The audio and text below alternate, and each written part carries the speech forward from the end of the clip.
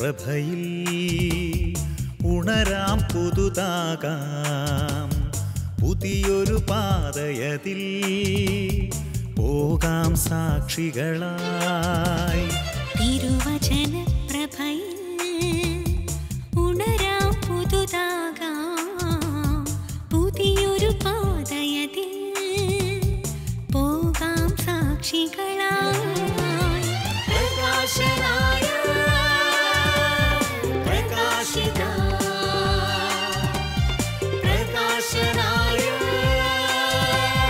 പ്രകാശിത പ്രകാശനായ പ്രകാശിത പ്രകാശനായ പ്രകാശിത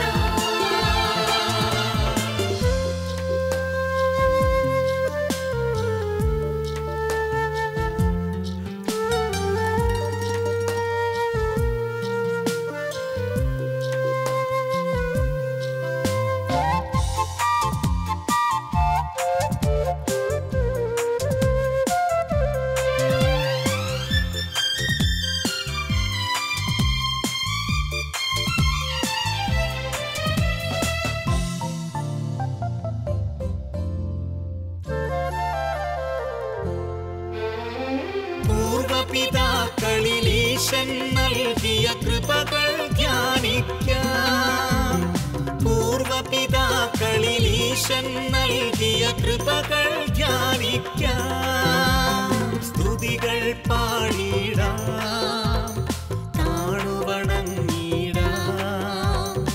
ഈ ദൈവം എന്നുമെന്നും നമ്മുടെ ദൈവമല്ലോ ഈ ദൈവം ഇന്നുമെന്നും നമ്മുടെ ദൈവമല്ലോ നവീകരിക്കണമേ നാഥാ തിരുസഭയെ പ്രകാശമാക്കിടണേ തിരുരാജ്യമഹിമയ്ക്കായി നവീകരിക്കണമേ നാഥാ തിരുസഭയെ പ്രകാശമാക്കിടണേ തിരുരാജ്യമഹിമയ്ക്കായി.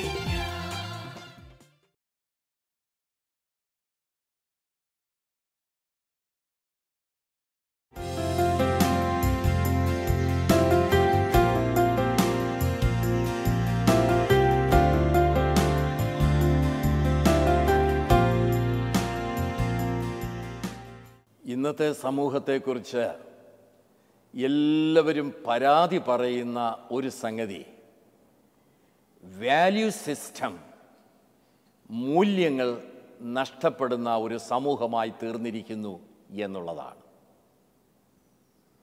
ഒരു കാലത്ത് നമ്മൾ മൂല്യബോധമുള്ളവരായിരുന്നു. അങ്ങനെയുള്ള ഒരു ഓറിയൻറ്റേഷനാണ് നമുക്ക് കിട്ടിയിരുന്നത്. നമ്മുടെ കുഞ്ഞുങ്ങളെ നമ്മൾ മൂല്യബോധമുള്ളവരാക്കി തീർത്തിരുന്നു. എന്നാൽ ഇന്ന് മൂല്യങ്ങൾ നഷ്ടപ്പെട്ട ഒരു സമൂഹത്തെയാണ് നമുക്ക് കാണുവാനായിട്ട് സാധിക്കുന്നത്. ഒരു കമ്മ്യൂണിറ്റിയുടെ കൾച്ചർ എന്ന് പറയുന്നത് മൂല്യാധിഷ്ഠിതമാണ്. മൂല്യവും നമ്മുടെ സംസ്കാരവും നമ്മൾ വലിയ ബന്ധമുണ്ട്. നമ്മുടെ സംസ്കാരം നിലനിൽക്കുന്നത് മൂല്യത്തിലൂടെയാണ്. മൂല്യം എവിടെ നഷ്ടപ്പെടുന്നോ അവിടെ സംസ്കാരവും നഷ്ടപ്പെടുകയാണ് ചെയ്യുന്നത്. അങ്ങനെ നോക്കുകയാണെങ്കിൽ ഇന്ന് നമ്മുടെ ഭാരത സംസ്കാരം നഷ്ടപ്പെട്ടുകൊണ്ടിരിക്കുകയാണ്. കാരണം ഭാരതത്തിൻ്റെ മൂല്യങ്ങളൊക്കെ ഇന്ന് ചവിട്ടിമെതിക്കപ്പെട്ടിരിക്കുക. അതിനാരും വില കൊടുക്കുന്നില്ല. നമ്മുടെ ക്രിസ്തീയ ജീവിതത്തിൽ ക്രിസ്തീയ മൂല്യങ്ങൾ അതിനാരാ ഇന്ന് വില കൊടുക്കുന്നേ? അതിന് വില കൊടുക്കാത്തതിൻ്റെ ഫലം എന്താ? ക്രിസ്തീയ മൂല്യങ്ങൾ നഷ്ടപ്പെടുന്നു എന്ന് മാത്രമല്ല, ക്രിസ്തീയ സംസ്കാരവും നമുക്ക് നഷ്ടപ്പെട്ടുകൊണ്ടിരിക്കുകയാണ്. അപ്പോൾ നമ്മുടെ സംസ്കാരം എന്ന് പറയുന്നത് മൂല്യാധിഷ്ഠിതമാണ്. ആ മൂല്യങ്ങൾ നമ്മൾ നിലനിർത്തേണ്ടത് നമ്മുടെ സംസ്കാരം നിലനിർത്തുന്നതിന് ആവശ്യമായ ഒരു ഘടകമാണ്. എന്നാൽ ഇന്ന് നമ്മുടെ പത്രങ്ങളും ടി വിയും മറ്റു മാധ്യമങ്ങളൊക്കെ നമ്മൾ പരിശോധിച്ചാൽ മനസ്സിലാകുന്ന ഒരു സംഗതി, മൂല്യത്തിന് യാതൊരു വിലയുമില്ലാത്തൊരവസ്ഥയിലേക്ക് നമ്മൾ എത്തിയിരിക്കുന്നു എന്നുള്ളതാണ്. ആർക്കാ ഇന്ന് മൂല്യം വേണ്ടത്? വാല്യൂസിന് ആരാ വാല്യൂ കൊടുക്കുന്നത്? അപ്പോൾ ഇന്ന് മനുഷ്യര് അവർക്ക് ബോധിച്ചവണ്ണമാ ജീവിക്കുന്നതാ. അത് മറ്റുള്ളവരെ ആക്രമിക്കുന്നതിന്, മോഷ്ടിക്കുന്നതിന്, മറ്റുള്ളവരെ ചതിക്കുന്നതിന്, റേപ്പ് ചെയ്യുന്നതിന്, ആരെയും ചതിച്ച് പണമുണ്ടാക്കുന്നതിന്, കള്ളസാക്ഷ്യം പറയുന്നതിന്, കള്ളസത്യം ചെയ്യുന്നതിന്, ഇതിനൊന്നും ഒരു മടിയുമില്ലാത്തൊരു കാലഘട്ടത്തിലാണ് ഇപ്പം നമ്മൾ ജീവിക്കുന്നത്. ഇങ്ങനെയുള്ള മൂല്യങ്ങളൊക്കെ നമുക്ക് നഷ്ടപ്പെട്ട് കഴിഞ്ഞാൽ പിന്നെ എന്തുവാ മനുഷ്യൻ്റെ നിലനിൽപ്പിൻ്റെ അർത്ഥം? നമ്മുടെ സംസ്കാരത്തിൻ്റെ നിലനിൽപ്പ് പിന്നെ എങ്ങനെയാ നമുക്ക് ഉണ്ടാകുന്നത്? ഒരു കാലത്ത് നമ്മുടെ ഭവനങ്ങളിൽ ഈ മൂല്യങ്ങൾ കുഞ്ഞുങ്ങളെ നമ്മൾ പഠിപ്പിച്ചിരുന്നു. പ്രായമുള്ളവരെ കണ്ടാൽ ബഹുമാനിക്കണം. അത് കുഞ്ഞുങ്ങളെ പഠിപ്പിച്ചിരുന്ന ഒരു മൂല്യമാണ്. കള്ളം പറയരുത്, സത്യം പറയണം. കുഞ്ഞുങ്ങളെ പഠിപ്പിച്ചിരുന്ന ഒരു മൂല്യമാണ്. മറ്റുള്ളവരെ നിങ്ങൾ സഹായിക്കണം. നിങ്ങൾക്കൊരു കളിപ്പാട്ടോ, കൊച്ചു കുഞ്ഞുങ്ങളോടൊക്കെ കളിപ്പാട്ടോ ഒക്കെ കിട്ടുന്ന ഉടനെ അത് കൂട്ടുകാരുമായിട്ട് ഷെയർ ചെയ്യണം. അവരുടെ കൂടെ ഇരുന്ന് കളിക്കണം. നീ തന്നെ കളിച്ച പോരാ. ഇങ്ങനെയൊക്കെ പേരൻസ് അവരെ പറഞ്ഞ് പഠിപ്പിക്കാറുണ്ടായിരുന്നു. ഇതൊക്കെ കുഞ്ഞുങ്ങളിൽ ചില മൂല്യബോധങ്ങളൊക്കെ വളർത്തി കൊടുക്കുക. ഇന്ന് അതെല്ലാം നഷ്ടപ്പെട്ടിരിക്കുക. ഇന്ന് ഭവനങ്ങളിൽ മൂല്യം കൊടുക്കുവാനായിട്ട് മാതാപിതാക്കൾ ശ്രദ്ധിക്കുന്നില്ല. അവരുടെ ശ്രദ്ധ പലപ്പോഴും എത്രയും ഉന്നതമായ വിദ്യാഭ്യാസം കൊടുക്കണം.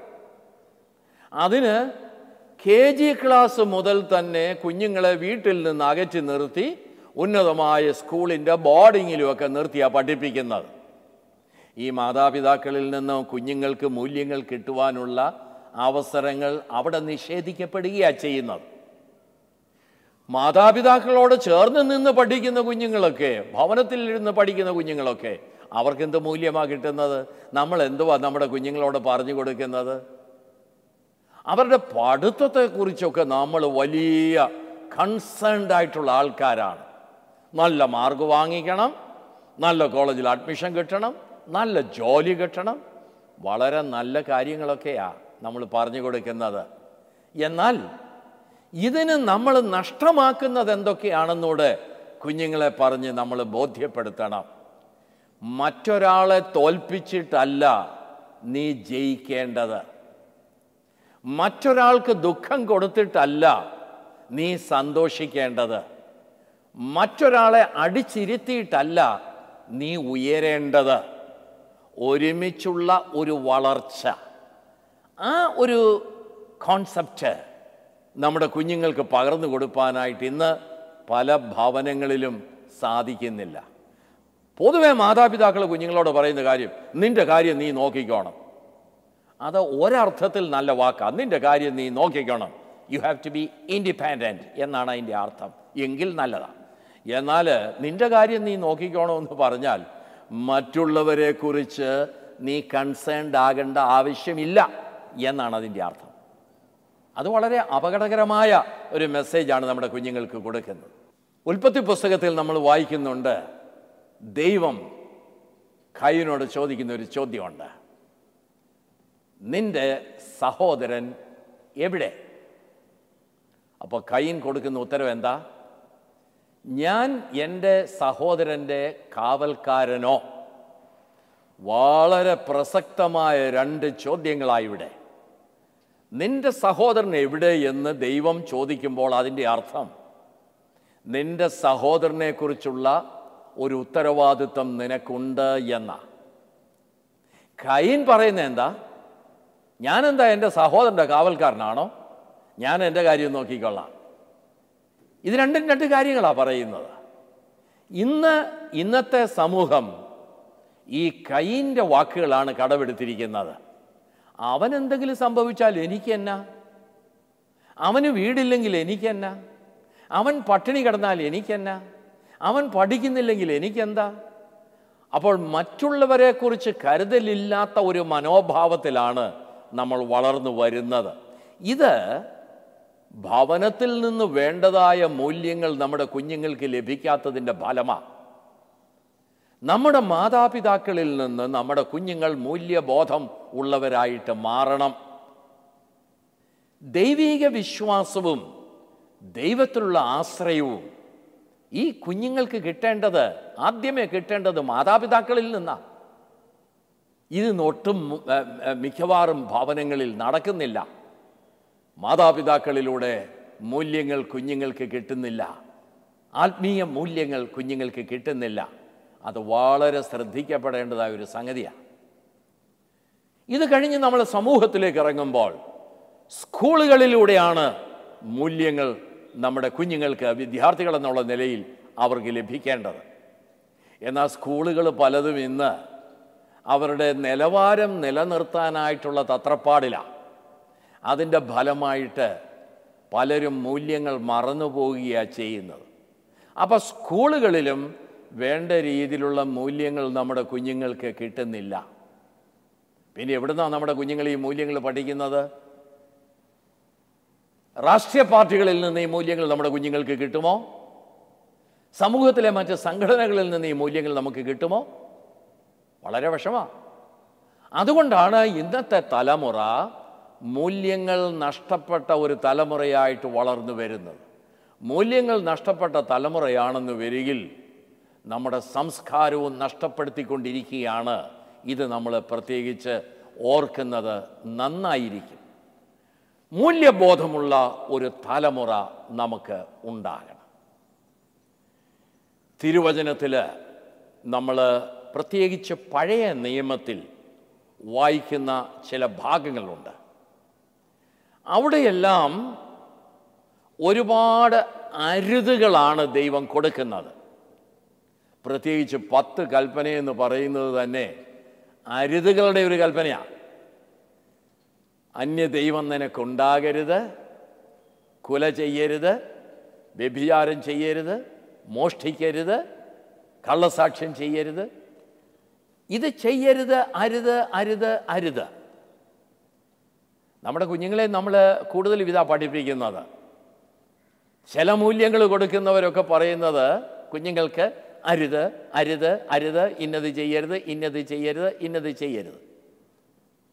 എന്നാൽ നമ്മൾ പുതിയ നിയമത്തിലേക്ക് വരുമ്പോൾ ഈ അരുതുകളേക്കാൾ കൂടുതൽ ഡു ഇറ്റ്, ഇന്നത് ചെയ്യുക എന്നുള്ളതാണ് നമ്മൾ തിരുവചനത്തിൽ കാണുന്നത്.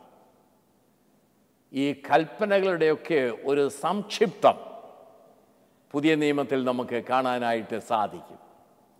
ഈ 10 കൽപ്പനകളുടെയും സംഗ്രഹം എന്താകുന്നു എന്ന് ചോദിച്ചപ്പോൾ പറയുന്ന മറുപടി എന്നാണെന്നറിയാവോ?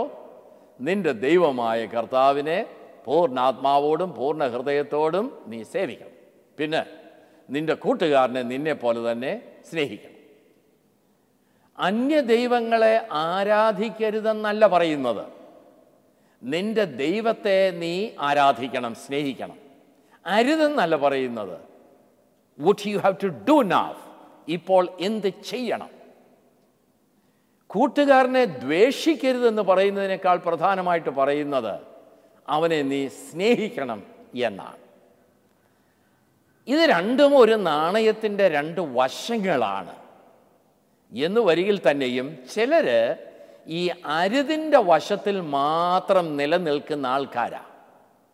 അത് വളരെ അപകടകരമാണെന്നാണ് എനിക്ക് തോന്നുന്നത്. മഹാത്മാഗാന്ധിജി അഹിംസയെക്കുറിച്ച് പറഞ്ഞു. ഒന്നിനെയും നീ ഹിംസ ചെയ്യരുത്, അത് നല്ല കാര്യമാണ്. എന്നാൽ ഒന്നിനെയും ഹിംസ ചെയ്യാതിരുന്നാൽ മാത്രം മതിയോ? നമ്മൾ എന്തിനെങ്കിലും വളർത്തണ്ടേ? നീ കൊല ചെയ്യാതിരുന്നാൽ മാത്രം മതിയോ? മനുഷ്യന് ജീവൻ പകർന്നു കൊടുക്കണ്ടേ? നീ മോഷ്ടിക്കാതിരുന്നാൽ മാത്രം മതിയോ? മറ്റുള്ളവന് സഹായം കൂടി ചെയ്തു കൊടുക്കണ്ടേ? നീ കള്ളം പറയാതിരുന്നാൽ മാത്രം മതിയോ? നീ സത്യം പറയണ്ടേ? അപ്പോൾ ഇത് രണ്ടിനെയും നമ്മൾ ഒരുമിച്ച് ബന്ധിപ്പിച്ചാണ് ചിന്തിക്കേണ്ടത്. അരുതുകളിൽ മാത്രം ഒതുങ്ങി നിൽക്കുന്ന ഒരു മൂല്യബോധമല്ല നമ്മുടെ കുഞ്ഞുങ്ങൾക്ക് പകർന്നു കൊടുക്കേണ്ടത്. പിന്നെയോ എന്ത് ചെയ്യണം എന്നുള്ളതിനെക്കുറിച്ചുകൂടുള്ള ഒരു കാഴ്ചപ്പാട് നമ്മൾ അവർക്ക് കൊടുക്കണം. എന്ത് ചെയ്യണം? ഇന്നത് ചെയ്യരുത്. എന്നാൽ എന്താണ് നീ ചെയ്യേണ്ടത്? ഇതിനെക്കുറിച്ചുള്ള വലിയ ഉൾക്കാഴ്ച മാതാപിതാക്കളും അധ്യാപകരും കുഞ്ഞുങ്ങൾക്ക് പകർന്നു കൊടുക്കേണ്ടതായിട്ടുണ്ട്. അങ്ങനെ കൊടുക്കുന്ന അവസരത്തിൽ മാത്രമേ അവർ ക്രിയാത്മകമായി തീരത്തുള്ളൂ. മൂല്യബോധമുള്ളവരായിട്ട് അവർ ക്രിയാത്മകമായി തീരണമെങ്കിൽ ഇന്നത് ചെയ്യണമെന്നുള്ള ഒരു അവബോധവും നമ്മൾ അവർക്ക് പകർന്നു കൊടുക്കണം. അപ്പോൾ അരുതുകളിൽ മാത്രം നമ്മൾ പിടിച്ചു നിൽക്കരുത്. എന്ത് ആകാം, എന്ത് ചെയ്യണം എന്നുള്ളതിനെക്കുറിച്ചുകൂടുള്ള അവബോധം നമ്മൾ അവർക്ക് പകർന്നു കൊടുക്കേണ്ടതായിട്ടുണ്ട്. ഇന്നത്തെ സമൂഹത്തിൻ്റെ ഈ ദുരവസ്ഥ കണ്ട് നമ്മളെല്ലാവരും പരിതപിക്കുന്നവരാ. അയ്യോ, എന്താ സമൂഹത്തിൽ സംഭവിക്കുന്നത്? ഓരോ ദിവസവും പത്രമെടുത്ത് വായിക്കുന്ന ഉടനെ അതിൽ നമ്മൾ എന്തുവാ കാണുന്നത്? റേപ്പ് ചെയ്യുന്നു, അപ്പൻ മക്കളെ റേപ്പ് ചെയ്യുന്നു, മക്കൾ തമ്മിൽ റേപ്പ് ചെയ്യുന്നു, പഠിക്കുന്ന കുഞ്ഞുങ്ങൾ മോഷണത്തിൽ ഏർപ്പെടുന്നു, മറ്റുള്ളവരെ അത് ചതിച്ച് പണമുണ്ടാക്കാൻ ശ്രമിക്കുന്നു, വഞ്ചന കുറ്റങ്ങൾ, ഇങ്ങനെ എത്രയെത്ര സംഗതികളാണ് നമ്മൾ പത്രത്തിലൂടെ ഓരോ ദിവസവും വായിക്കുന്നത്. ഇതിനെ ഓർത്ത് പരിതപിച്ചത് കൊണ്ട് മാത്രമായില്ല. പിന്നെയോ നമുക്ക് ചെയ്യാൻ ഒക്കുന്നൊരു സംഗതി, നമ്മുടെ കുടുംബത്തിൽ കുഞ്ഞുങ്ങളെ മൂല്യബോധമുള്ളവരാക്കി തീർക്കാനായിട്ട് മാതാപിതാക്കൾ പ്രത്യേകിച്ച് ശ്രദ്ധിക്കണം. നമ്മുടെ അധ്യാപകർ നമ്മുടെ സ്കൂളുകളിൽ, കോളേജുകളിൽ കുഞ്ഞുങ്ങൾക്ക് മൂല്യബോധങ്ങൾ പകർന്നു കൊടുക്കണം. അങ്ങനെയാണെന്ന് വരികിൽ നല്ല ഒരു തലമുറ വളർന്നു വരുവാൻ തക്കവണ്ണം ഇടയാകും. ഇപ്പോഴത്തെ ഈ അവസ്ഥയോർത്ത് നമുക്ക് പരിതപിക്കേണ്ടതായിട്ട് വരികയില്ല. മൂല്യബോധം നഷ്ടപ്പെട്ടാൽ നമ്മുടെ സംസ്കാരം നഷ്ടപ്പെടുന്നു. നമ്മുടെ ഭാരത സംസ്കാരം നമുക്ക് നിലനിർത്തണമെങ്കിൽ മൂല്യബോധമുള്ളൊരു തലമുറയെ നമ്മൾ വാർത്തെടുക്കണം. നമ്മുടെ ക്രിസ്തീയ സംസ്കാരം നമുക്ക് നിലനിർത്തണമെങ്കിൽ ക്രിസ്തീയ മൂല്യങ്ങളുള്ള ഒരു തലമുറയെ നമ്മൾ വളർത്തിയെടുക്കണം. ഈ മൂല്യബോധമില്ലാത്ത തലമുറ വെറും റിച്വലിസ്റ്റിക്കായിട്ട് മാറും. നമ്മളിന്ന് കാണുന്ന ഒരു വലിയ കുഴപ്പം എന്താണെന്നറിയാവോ? നമ്മുടെ ആത്മീയ ജീവിതം റിച്വലിസ്റ്റിക്കായിരിക്കുകയാണ്. ചില ചടങ്ങുകളിൽ ഒതുങ്ങി നിൽക്കുകയാണ്. ചടങ്ങുകൾക്ക് മൂല്യബോധത്തിൻ്റെ ആവശ്യമൊന്നുമില്ല. ചടങ്ങുകൾ പള്ളിയിൽ പോകുന്നത്, വിശുദ്ധ കുർബാനയിൽ പങ്കെടുക്കുന്നത്, ഖൊയറിലായിരിക്കുന്നത്, പാട്ട് പാടുന്നത്, വേദപുസ്തകം വായിക്കുന്നത്, പ്രാർത്ഥിക്കുന്നത്, ഇതൊക്കെ വെറും ചടങ്ങായിട്ട് പലപ്പോഴും മാറുകയാണ്. എന്തുകൊണ്ടാണ് ഇത് ചടങ്ങായിട്ട് മാറുന്നത്? അതിനകത്തെ സ്പിരിച്വാലിറ്റി നഷ്ടപ്പെട്ടു. ഈ സ്പിരിച്വാലിറ്റി എന്തുകൊണ്ടാണ് നഷ്ടപ്പെട്ടത്? ദൈവവുമായിട്ടുള്ള ബന്ധത്തിലുള്ള മൂല്യബോധം നമ്മുടെ കുഞ്ഞുങ്ങൾക്ക് പകർന്നു കൊടുക്കാത്തത് കൊണ്ട്. ആത്മീയതയെക്കുറിച്ചുള്ള ഒരു അവബോധം നമ്മുടെ കുഞ്ഞുങ്ങൾക്ക് കൊടുക്കുന്നില്ല. ഈ ചടങ്ങുകളിൽ ഒതുങ്ങി നിൽക്കുന്ന ഒരു ജീവിതമാണ് നമ്മൾ കാണുന്നത്. പലപ്പോഴും നമ്മുടെ കുഞ്ഞുങ്ങളോട് പറയും, ഇടാ ഇന്ന രീതി ചെയ്യണം, ഇന്ന രീതി ചെയ്യണം. നമ്മൾ ഒരുപാട് പറഞ്ഞ് അവരെ പഠിപ്പിക്കും. നിങ്ങൾ നിങ്ങളുടെ കുഞ്ഞുങ്ങളെ എന്ത് പഠിപ്പിക്കുന്നോ അതവർ പഠിക്കത്തില്ല കേട്ടോ. പിന്നെ എന്താ ചെയ്യേണ്ടത്? നിങ്ങൾ എന്താണോ അതവർ പഠിക്കും. കുഞ്ഞുങ്ങളെ പഠിപ്പിക്കുന്നത് നിങ്ങൾ ആയിത്തീർന്ന എന്ന് പറഞ്ഞാൽ, നിങ്ങൾ അവർക്ക് ഉപദേശം കൊടുത്താൽ ആ ഉപദേശമൊന്നും അവർ സ്വീകരിക്കണമെന്നില്ല, നിങ്ങൾ പറയുന്നതൊന്നും അവർ കേൾക്കണമെന്നില്ല. പക്ഷെ നിങ്ങൾ എന്താണോ അതാണ് അവർ. നിങ്ങൾ എന്താണോ അതാണ് കണ്ടവർ പഠിക്കുന്നത്. നിങ്ങൾ എന്താണോ അതാണ് അവർ അനുകരിക്കുന്നത്. അപ്പം നിങ്ങൾ മൂല്യബോധമുള്ളവരും മൂല്യങ്ങൾ പകർന്നു കൊടുക്കുന്നവരുമായ വ്യക്തിത്വത്തിൻ്റെ ഉടമകളായി തീർന്നാൽ നിങ്ങളുടെ കുഞ്ഞുങ്ങൾ തീർച്ചയായിട്ടും മൂല്യബോധമുള്ളവരായിത്തീരും. അതിന് ദൈവം ആവശ്യമായ ബുദ്ധിയും ആലോചനയും നമുക്ക് തരട്ടെ എന്നുള്ള പ്രാർത്ഥനയോടും ആശംസയോടും ഈ വാക്കുകൾ ഞാനിവിടെ ചുരുക്കുന്നു.